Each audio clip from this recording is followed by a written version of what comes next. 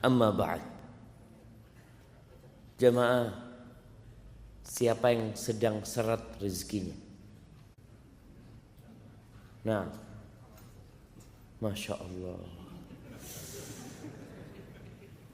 ada banyak yang seret rezekinya. Iya, kita jujur jamaah, jujur. Datang ke pom bensin, kok naik? Astagfirullah. Biasa dapat 1 liter, sekarang nggak sampai 1 liter. Ana baca juga bis-bis Patras Bungurasih ke Jember sepi, kata dia. Kenapa orang-orang pada tidak melakukan perjalanan? Ada orang-orang yang susah, tapi nggak semuanya. Ada orang-orang yang seneng, ada yang kaya, ada yang miskin, ada yang pertengahan. Mau dibilang kaya, hampir kaya, mau dibilang miskin, yaudah miskin. Kayaknya lebih banyak yang kayak gitu. Ada yang miskin banget, yang kita perlu datang ke tempat dia, supaya antum yang sedang kesusahan bersyukur sama Allah Azza wa Jalla. Kita tuh kalau ngelihat yang lebih kaya, yang ada tambah susah, tambah seneng, tambah susah. Makanya sering ana sampaikan ya, bagaimana seorang muslim itu harus dekat dengan orang miskin. Kata siapa? Kata Nabi SAW. Nabi mengatakan kepada Abu Dzar sallallahu ala nabiyina wasallam, "Ausani khalili bisab'in." Aku dikasih wasiat oleh kekasihku dengan 7 perkara. Di antaranya, "Ausani bihubbil masakin waddunu minhum." Aku dikasih wasiat agar aku cinta kepada orang-orang miskin dan dekat sama mereka. Bukan hanya cinta, dekat sama mereka. Datang ke rumahnya, lewat rumahnya, berbagi kepada dia. Kemudian beliau juga berwasiat kepada Abu Dzar radhiyallahu taala an, "Wa ausani an anzura ila man huwa asfala minni." Dan dia memberikan wasiat kepada aku agar aku melihat kepada yang di bawahku, supaya enggak susah. Karena kita lihat dunia ini tempat pamer, tempat berbangga-banggaan. I'lamu, Allah mengatakan, ketahuilah, annamal hayatud dunya la'ibun wa lahwun wa zinatun wa tafakhurun bainakum wa takathurun fil amwali wal aulad. Kehidupan dunia itu hanya permainan, hanya senda gurau. Antum lihat orang main bola, serius jamaah dia jamaah, lari sana, lari sini. Mas, iki perak dolen mas. Iya. Dia serius untuk permainan, main-main untuk ibadah. Banyak yang kayak gitu jemaah. Ketika ibadah cepet-cepetan. Kehidupan dunia gitu. Wazina, perhiasan. Orang ingin berhias. Coba kita lihat. Sebagian orang itu malu kalau bajunya podo. Loh, kok podo rapiku? Dia itu tidak kepingin gitu loh. Kepingin lain, kepingin tampil lebih bagus ya, seperti itu. Dan tempat berbangga-bangga. Kenapa kita dikasih wasiat supaya dekat sama orang miskin? Supaya nggak kena penyakit berbangga-bangga. kehidupan dunia. Banyak-banyakan harta. Banyak-banyakan harta. Mau dibawa kemana? Banyak-banyakan anak. Berapa anaknya? Baru 12. Langsung down kita. Anak cuma 2, ini 12. Kita kadang-kala di grup para ustadz, ada satu mengatakan, alhamdulillah anak punya anak yang ke-17. Masya Allah. Hadhil hayat dunia. Dan kita lihat, tidak semua yang kita inginkan kita dapatkan. Kalau keinginan semua kepingin jadi orang kaya. Siapa yang kepingin jadi orang miskin? Coba angkat tangan. Masya Allah. Kayaknya nggak ada jemaah. Yang miskin kepingin berubah, yang kaya kepingin tambah kaya. Ada orang kaya, anak kayaknya kebanyakan duitnya. Tidak ada jemaah. Yang ada, ya opo bisa nambah itu uang dia. Siapa yang ngatur rezeki? Apakah pemerintah Republik Indonesia mengatur rezeki rakyatnya? Tidak.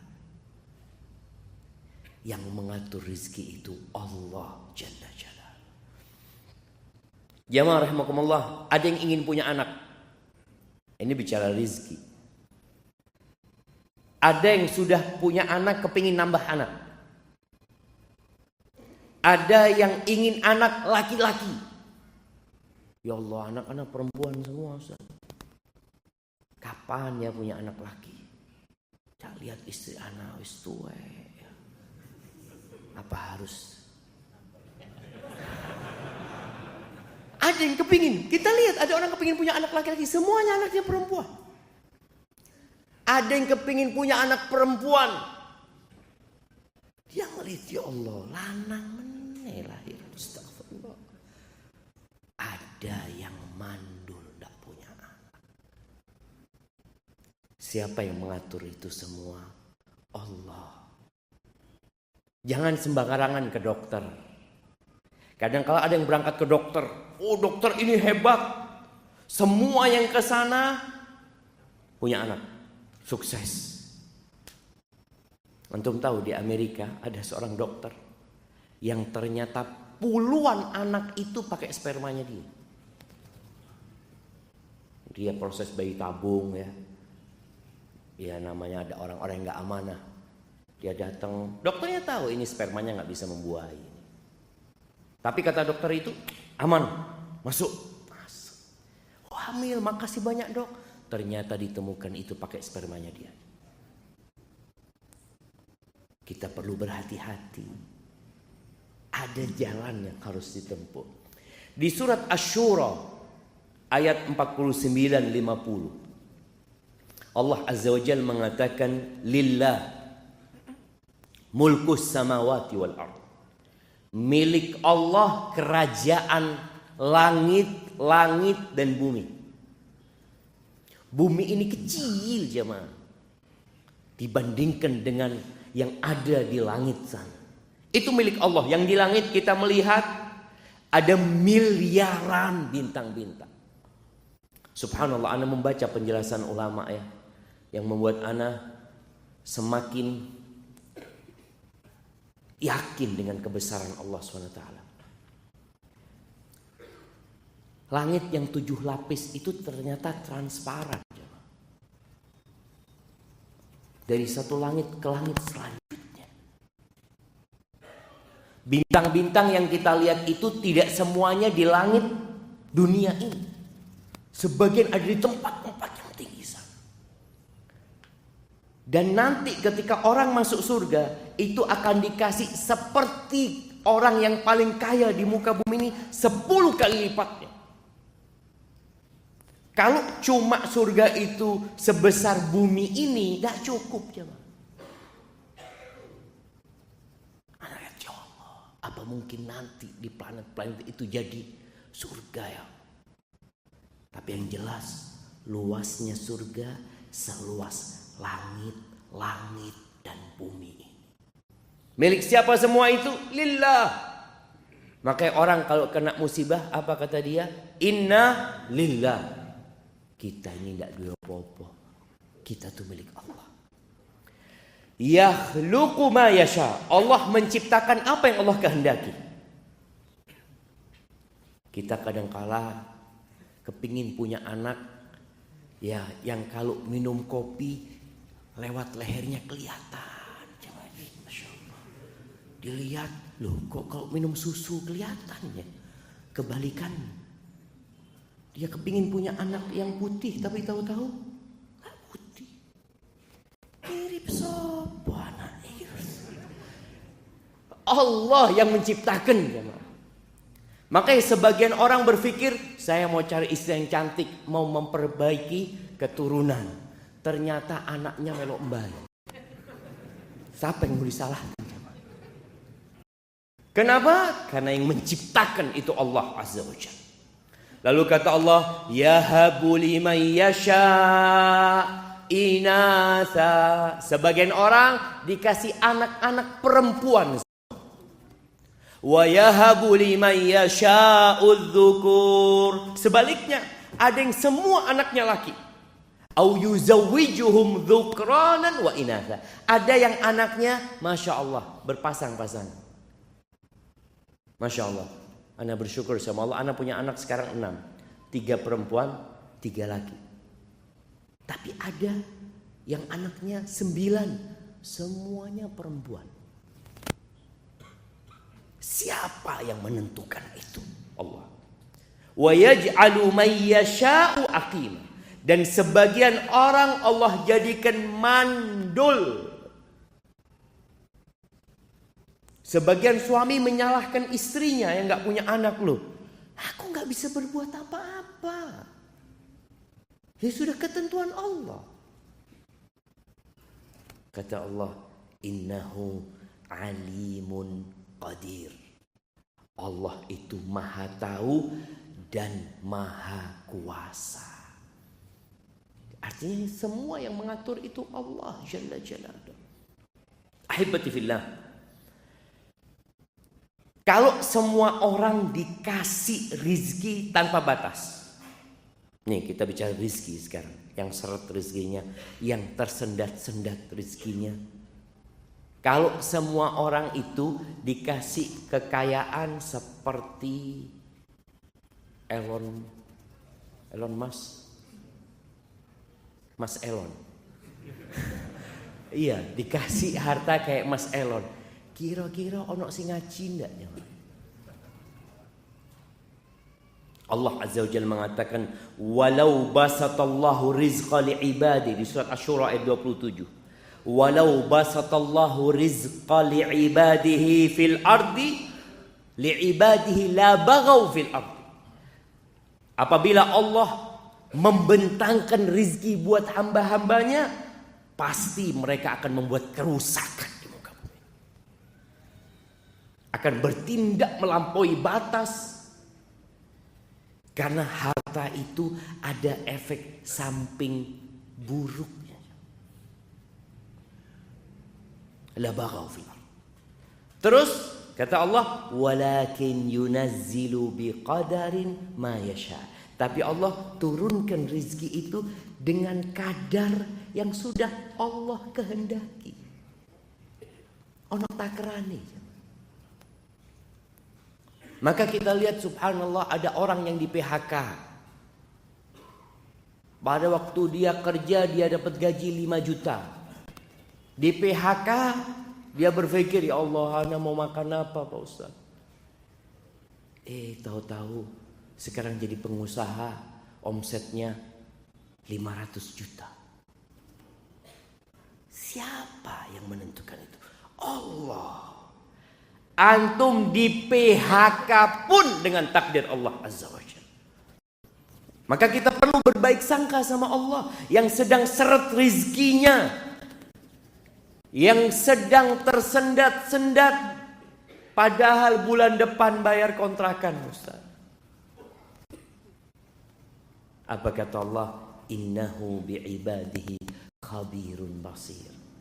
Sesungguhnya Allah itu maha melihat, maha mengetahui secara detail tentang kondisi hamba-hambanya. Allah tahu antum sedang susah. Terus ya, siapa yang kasih rizki? Allah kan. Ya udah kau minta sama Allah. Datang sama Allah Azza wa Jalla. Ahibati fillah, kita perlu punya iman yang membuat hidup kita tidak menderita. Apakah orang kaya itu berbahagia? Belum tentu. Apakah orang miskin itu berbahagia? Belum tentu. Tergantung kondisi imannya. Ketika seorang beriman bahwasanya rizki itu sudah ditetapkan ketika kita berumur 120 hari. Kita waktu berumur 120 hari dikirim malaikat di perut ibunda kita jemaah, masih janin. Dikirim malaikat, dicatat ajalnya, dicatat rizkinya, dicatat dia syaqiyun au sa'id, menderita atau berbahagia, masuk surga atau masuk neraka, itu dicatat. Ketika kita tahu itu, terus tugas anak cuma berusaha.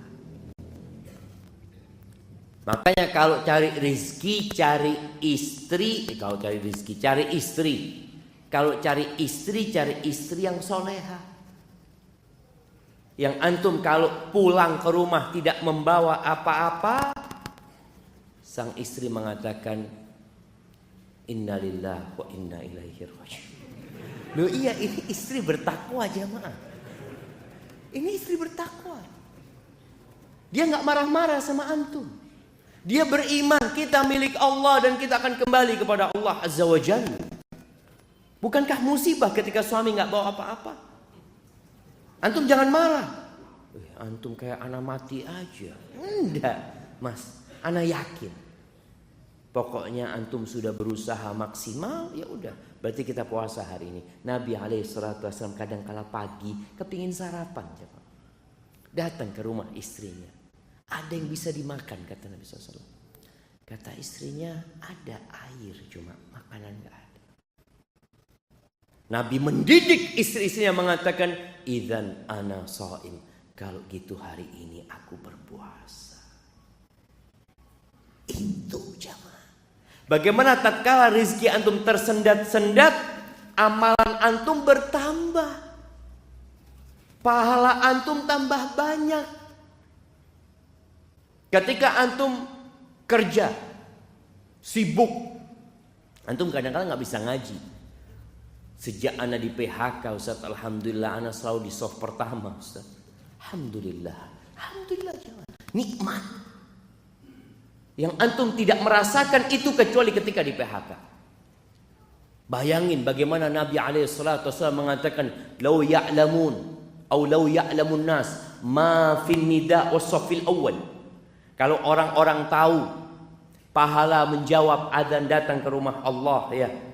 Kemudian pahala shaf pertama la atauhuma walau habwan. Mereka akan mendatanginya walaupun merangkak. Merangkak jalan, berangkang.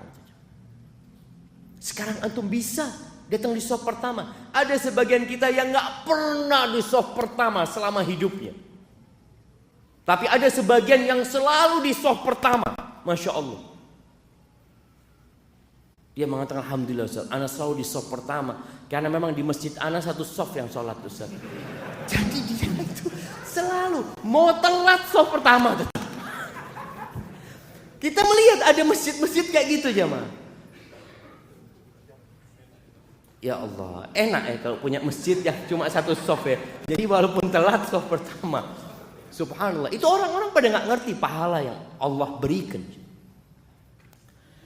Maka tatkala rizkimu tersendat-sendat, yang pertama engkau harus beriman kepada Allah dengan takdir. Itu salah satu rukun iman. Nggak akan sempurna iman antum. Antu'mina bil qadari khairihi wa syarrihi. Engkau beriman dengan takdir yang baik dan yang buruk. Sebagian kita Kalau sedang sukses, apa yang dia katakan? Subhanallah Ustaz ya, memang gak sia-sia usaha anak. Oh, antum sukses ini takdir loh. Loh, bukan usaha anak. Berapa banyak orang yang berusaha kayak antum gak sukses? Antum pernah lihat, antum pernah merasakan orang mancing jemaah. Mancing di kolam yang sama, dengan umpan yang sama. Yang satu seret, oleh meneng. Antum perbaiki, lempar lagi, dia narik lagi. Masya Allah kata dia. Apa masalahnya? Usaha dia, ketakwaan dia, lah takdirnya dia. Maka di sini jangan sampai antum ketika sukses antum lupa dengan takdir. Yang antum ingat usaha, perjuangan, sekolah, ilmu, pikiran. Oh enggak, itu takdir Allah kasih sama antum. Apa kata Allah? Wa ma bikum min ni'matin faminallah. Tidak ada satupun nikmat yang ada pada diri kalian melainkan itu dari Allah Azza wa Jalla. Maka berimanlah antum. Ketika susah pun beriman. Sebagian orang kalau susah, iya, kayaknya memang takdir. Anak kemarin sukses bukan takdir. Enggak Ustaz, itu memang anak berjuang Ustaz. Jemaah, tolong beriman. Kita beriman bahwasanya Allah telah menetapkan segala-galanya. Kemudian ketahuilah bahwa rizki dan ajal itu berbarengan. Ana izin minum dulu ya, bismillah. Alhamdulillah, rizki ana dapat minum air. Tadi ana khutbah Jumat. Pas khutbah kedua, pas duduk, ana cari air, kok ada banyak ya. Betul loh jemaah, aduh memang takdirnya. Itu takdir, itu bicara rezeki jemaah. Masa anda mau marah-marah sama panitia? Ya enggak, sudah memang kayaknya takdirnya Ustadz nggak dapat air, sabar Ustadz. Ya. Kadang-kadang Ustadz itu perlu diingatkan. Ya. Bicara rezeki dan ajal itu bersamaan. Nabi alaihi salatu wassalam pernah mengatakan, innahu laisa syai'un yuqarribukum minal jannah wa yuba'idukum 'anil nar illa qad amartukum bihi.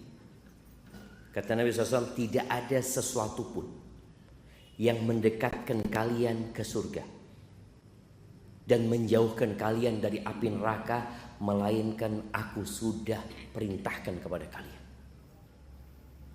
Walaysa syai'un yuqarribukum minan nar wa yuba'idukum minal jannah illa qad nahaitukum anhu.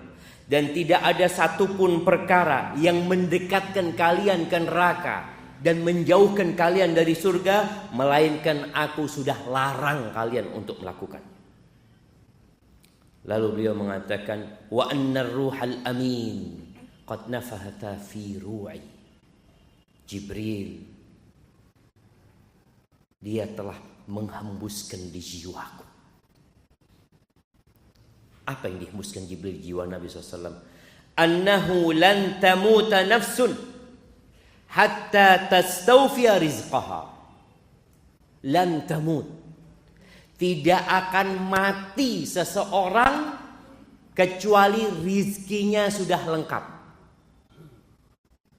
Loh Ustaz, ya apa dia mati Ustaz, ninggalkan 10 miliar Ustaz? Iya, bukan rizki dia 10 miliar itu. Rizkinya dia itu sudah habis. Makanya dia mati. Antum pernah melihat ya ma, atau merasakan kondisi orang yang sakit parah tahu-tahu sadar, sehat.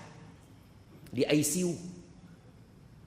Ana kemarin jagain mertua di ICU beberapa hari ya. Nanti ketika kita di luar nunggunya jamaah.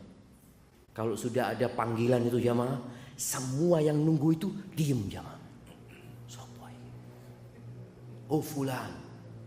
Kalau sudah dipanggil itu mereka bersegera masuk ke ruang ICU, tahu-tahu yang keluar jenazah. Allahu Akbar, mati. Ada kemarin yang keluar pindah kamar. Seneng keluarganya pindah kamar. Masya Allah, ibunya kepingin apa, kepingin ini itu. Dikasih semuanya, habis gitu mati. Ada rezeki yang belum nyampe kepada dia. Dia harus sadar.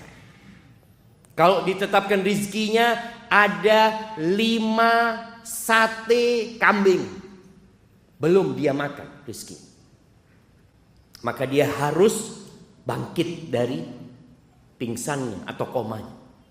Dia makan, setelah itu mati. Ada yang minta jus ya ketika bapaknya sadar, bapak kepingin apa? Jus jeruk ya? Iya bismillah. Dibelikan jus jeruk, dikasih ke orang tuanya, beberapa sendok dikasih, habis gitu bapak mati. Karena ada jeruk yang tertulis dalam catatan dia, belum dia habiskan. Yang tersisa, fatarikuhu linnas, punya orang yang tersisa itu. Makanya banyak orang menimbun harta bukan milik dia.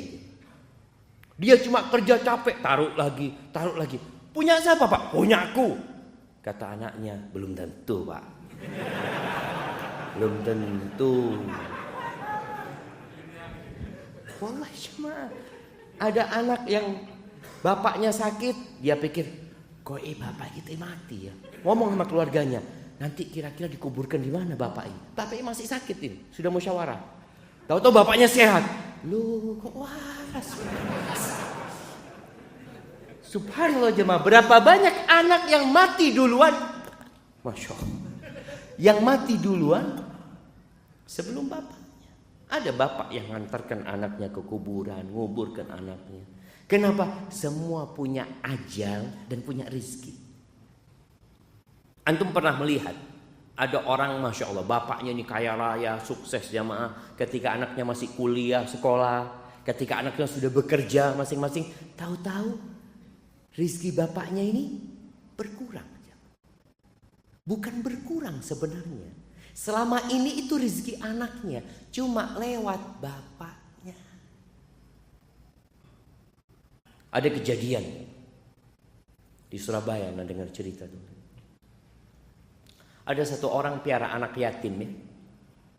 Sampai akhirnya anak yatim itu dinikahkan sampai besar. Lalu bapaknya meninggal. Bapak asuhnya ini meninggal dunia. Dibagilah warisan, kaya raya bapaknya. Dibagilah warisan, yang anak yatim ini kan gak dapat warisan. Sudah gak dikasih sama anak-anaknya, gak dikasih. Sudah. Subhanallah jemaah. Ternyata yang rizkinya banyak itu anak yatim itu. Jadi kaya raya dia. Anak-anak yang dapat warisan ini bangkrut semuanya. Supaya kita sadar, tatkala kita pegang uang banyak belum tentu rizki kita. Ini punyanya anak, ini punyanya ini, punyanya itu. Karena semua sudah ditetapkan. Terus apa kata Nabi SAW ketika menyebutkan manusia tidak akan mati kecuali rezekinya sudah sempurna. Maka antum jangan takut. Selama kepala antum masih bergerak-gerak berarti masih punya rezeki. Ada satu orang mengatakan, antum kalau nggak bisa makan, bertamu ke rumahnya teman. Anda punya fulus ya. Datang, assalamualaikum habis isya. Kadang-kadang temennya, afwan nggak terima tamu, belum rezeki. Datang ke rumah kawannya, subhanallah jamaah. Wallah jamaah, kalau bicara rizki ini benar-benar antum sudah ditanggung rizkinya. Kemudian kata Nabi SAW, fattaqullaha wa ajmilu fit talab. Kalau sudah antum punya keimanan, rizki ditetapkan berbarengan dengan ajal, maka berbuat baiklah dalam mencari itu rizki. Disuruh nyari sama Nabi SAW, bukan disuruh tidur. Jangan pernah berpikir karena sudah ditetapkan rizki berarti anda tinggal nunggu. Iya, antum tinggal nunggu tapi dengan usaha. Nabi SAW mengatakan fa'ajmilu fit talab wa la yahmilannakum istibta'ur rizq. Jangan sampai kena penyakit istibta'. Istibta' rizq itu tadi rizkinya tersendat-sendat. Ya Allah, kapan anak punya rumah ya? Kapan anak punya mobil? Kapan anak punya motor? Kapan? Dia mulai merasakan kok lambat ya. Fulan lu wis ganti meneng motore. Anak belum ganti-ganti.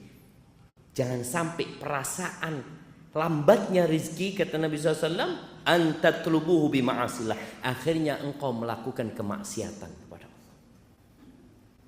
Berapa banyak orang karena rizkinya lambat, lama nggak punya rumah, dia akhirnya menggunakan sistem riba,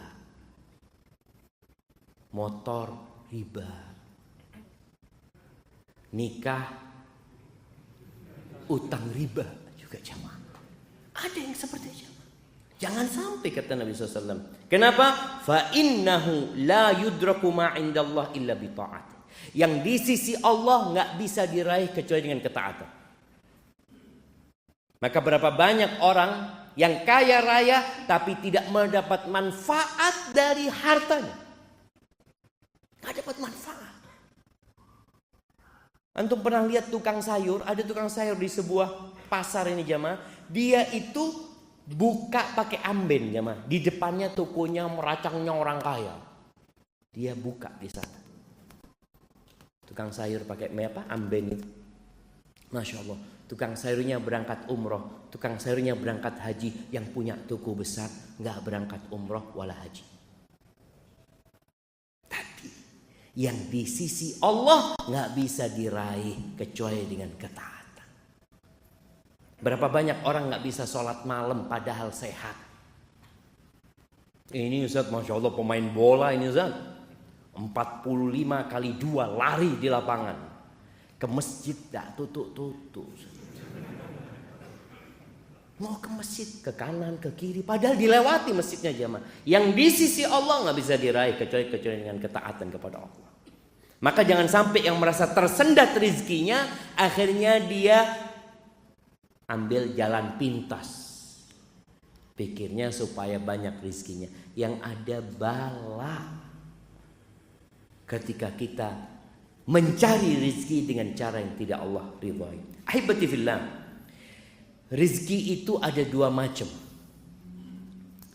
Di dalam sebuah athar yang dinisbatkan kepada Ali bin Abi Thalib, kepada Waqi' bin Jarrah, Ali mengatakan, "I'lam ay bunayya, ketahuilah wahai ananda, anna rizqa rizqan."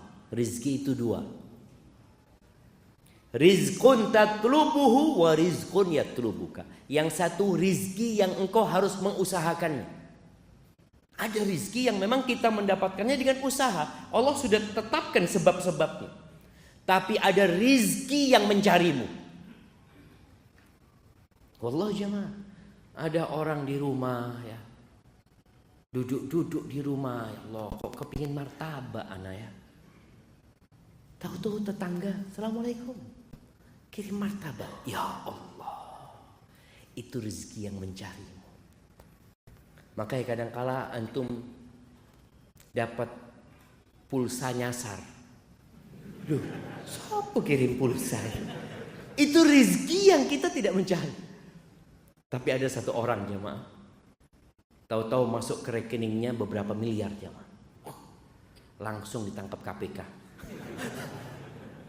Padahal dia nggak tahu, dia nggak sampai masuk lah. Dia ya ada uang masuk ke aliran dana yang tidak jelas.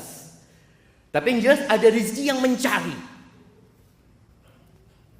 Yang kita kalau bicara usaha nggak bisa diusahakan gitu. Rezeki yang mencari seperti hadiah. Rezeki yang mencari kita ya. Warisan. Antum bisa nyari warisan ya mah. Anak bapak kok miskin ya, anak mau pindah bapak aja cari yang kaya. Tidak bisa. Dan subhanallah ada orang yang ingin bapaknya panjang umur. Tapi ternyata bapaknya meninggal dunia. Ada kemarin cerita kawan yang satu dapat warisan 30 M. Masih SMA mungkin jemaah. Itu rizki yang mencarimu. Yang Allah Azza wa Jalla mengatakan, "Wa man yattaqillah yaj'al lahu makhrajan wa yarzuqhu min haitsu la yahtasib." Barang siapa yang bertakwa kepada Allah, maka Allah akan kasih solusi dan Allah akan kasih rizki dari arah yang tidak disangka-sangka. Antum nggak pernah membayangkan, kok bisa anda dapat uang ini? Ana biasanya kalau sudah uang itu habis ya ma, Mikir, sopo dia utang ya. Kita mau nagih gitu loh jamaah. Ini uang kita. Kita datang ke rumah orang itu, dia juga nggak punya uang, nggak bisa bayar. Ngomong apa gitu? Berarti ya mungkin bukan rezeki antum. Bahkan ada yang sampai mati orang itu nggak bayar utang. Ya bukan rezeki antum sudah.